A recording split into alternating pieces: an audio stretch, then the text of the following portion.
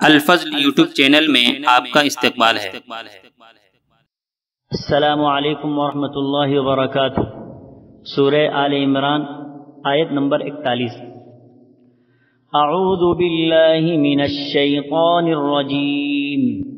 قال رب اجعل لی آیہ قال آیتک الا تکلم الناس 3 ایام الا رمزا واذكر ربك كثيرا وسبح بالعشي والإبكار۔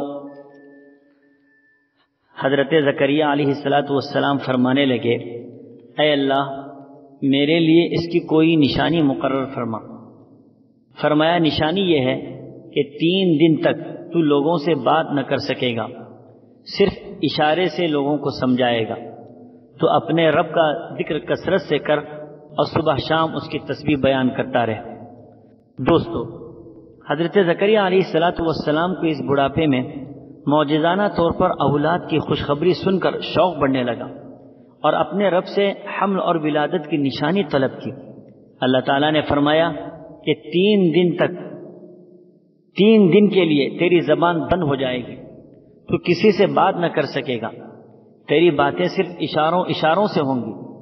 یہ چیز ہماری طرف سے بطور نشانی ہوگی، لیکن تو اس خاموشی میں صبح و شام اللہ کی حمد و ثنا اور تسبیح بیان کیا کر، تاکہ ملنے والی نعمت کا شکر ادا ہو۔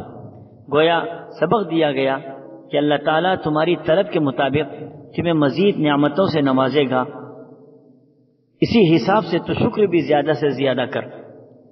بڑھاپے میں حمل ٹھہرنا اور بچہ پیدا ہونا، اس کا اصل مقصد عیسائیوں پر ان کے اس عقیدے کی غلطی واضح کرنا ہے کہ وہ لوگ حضرت مسیح علیہ السلام کو خدا کا بیٹا اور خدا سمجھتے تھے۔ تمہید کے طور پر حضرت یحییٰ علیہ السلام کا ذکر اس وجہ سے فرمایا گیا کہ جس طرح حضرت مسیح علیہ السلام کی ولادت معجزانہ طریقے سے ہوئی تھی، اسی طرح ان سے 6 مہینے پہلے اسی خاندان میں حضرت یحییٰ علیہ السلام کی پیدائش بھی ایک دوسری طرح کے معجزے سے ہو چکی تھی۔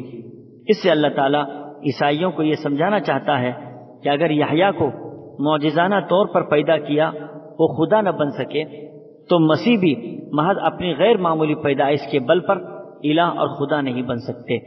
اللہ ہم سبوں کو صحیح معنی میں سمجھ عطا فرمائے، آمین۔ وآخر دعوانا ان الحمد للہ رب العالمین۔ اس چینل کو سبسکرائب کریں اور اس کو زیادہ سے زیادہ شیئر کرنے کی کوشش کریں۔